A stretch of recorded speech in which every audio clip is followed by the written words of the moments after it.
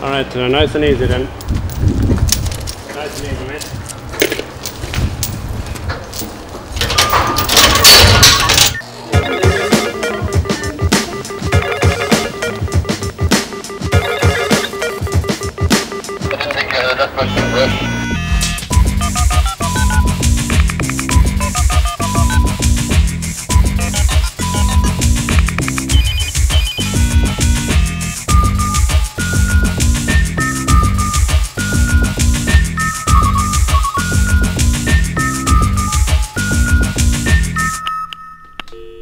Hello, I'm Sheena Wright. I work for Construction Web as a business development advisor. I have over 20 years experience of working with both public and private companies. These include Coca-Cola, BT, Powergen and Thames Water. My current work involves working in the construction sector to enable companies to become better placed to win bigger contracts, become more profitable and to expand their workforce. My experience has brought me into contact with a number of employers who are looking for new staff and have precise ideas of the type of person they're looking for. Maybe you can start off by telling me what your role is within Telford Homes and what the company does. I'm a contracts manager. I'm involved in the sites from the early planning stages right through to completion, and obviously monitoring that the site's running okay during the interim. Also all the aspects of the site are in place, obviously the planning, the trades, materials, etc., and everything's up and running, and we've got good welfare on site and generally making sure that the site's going to run okay. Telford Homes, we mainly construct developments in the East End of London, South East of England, and currently working on developments ranging anything between 14 units to between 400 to 500 units. I would say it's fairly typical. I would class us somewhere between mid and large in the sector, but there are smaller companies out there, obviously one-man band, to a lot larger companies, but we sort of base ourselves somewhere between the mid and large. So what type of roles are in your company? It's all roles. It's ranging from obviously site staff, subcontractors.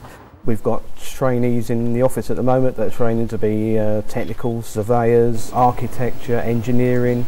It's not just bricklaying or carpentry. It's a whole range of trades and interests that are within the construction industry. Do you sometimes have problems getting the right type of employee? We do. There is definitely a lack of skilled labour out on sites and within the industry.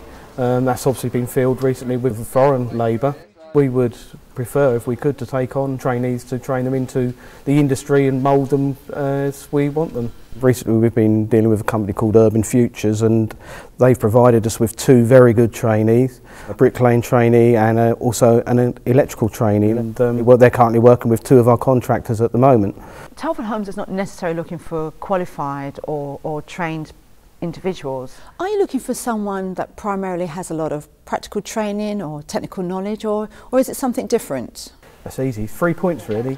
As long as they show that they were, 1, punctual, 2, reliable and conscientious. 3 main skills that they require. Most youngsters will come in and they'll have no idea where they're going to go, what they want to do. But once they've actually, they're on a construction site, they see other people working in skilled trades, they get a feel for it. And I mean, myself, I was a plasterer many years ago and came into this industry, and now I'm a contracts manager, so there are opportunities. What one piece of advice would you give to someone who wants to get into the construction sector? Don't think twice about it. It's a great industry to be in. It's an interesting industry. There's endless opportunities within the industry, whether you want to be working on site as a tradesperson or in an office as an architect or a surveyor. There's lots of opportunities, training opportunities. It's an interesting industry, and I love every minute of it. So Richard, you deliver contracts as a subcontractor across London. What does that actually entail? That includes electrical installation work on quite a few of their sites, and obviously from the electrical side up to completion sides. How many trainees or entry-level employees have you taken on in your career? We've got about 15 working at the moment for us, from office staff to electricians to trainees. You haven't always been a contractor, so tell me, how did you start out and how have things changed since then? I started working as an electrician back in 1979 as an apprenticeship. Worked my way up, and then I came obviously electrician 5 years later, served apprenticeship 5 years later. Then I left the company I was working for and joined London Borough of Hackney. Become the self-employed electrician was back in 1990. Is it an easy world operating as a subcontractor to main developers? It's hard work. It's hard working, but you just got to get through it. What do you think are the most important qualities to have if someone wants to start in construction? Well, with the trainees, they've got to be dedicated to the work. Obviously, skilled electricians should know exactly what's got to be involved in it, in the work they're carrying out. And trainees has got to be, obviously, follow electricians and go from there. Was you mentioning that you've got new trainees at this moment? Yes, we have. We've taken a trainee on 2 weeks ago. What type of qualifications would they have needed to have to become, you know, part of your recruitment drive at the moment? You don't really have to have qualifications. It's to make sure they're keen enough to go to college on a day release basis and just pass exams on the way through and obviously work on site.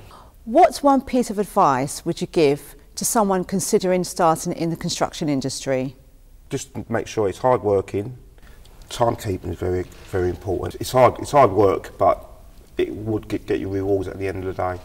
So Paul, how did you start out in the construction sector? I started out in 1981 as a 16-year-old apprentice, did a 5-year apprenticeship, went on from there. I did about 10 years or so with Balfour Kilpatrick as a high voltage engineer, worked my way on to the construction sites around the London area. Then I went to work for Richard. So what do you think are the most important qualities for someone that wants to enter the construction industry? The qualities that you need to become a good engineer: you need to be dedicated, flexible, wanting to learn, because it's quite an involved course of the apprenticeship.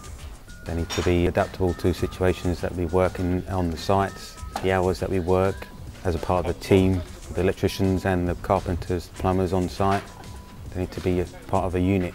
What piece of advice would you give to anyone considering to become an electrical engineer or just someone who's interested to be in the construction industry? It's a good industry to be in. It's one where you see a variety of people, places, doing the different things. So if you're willing to travel, there's a lot of travelling involved. So it's quite an outgoing job at the end of it, where you can go anywhere in the world to work. If you're registered anywhere, you can go to work in any country, so that carries a lot of weight. Well, there you have it. What stands out for me is that you must have good social skills. You must be reliable, be punctual, have a willingness to learn, be a good team player and be motivated to do well.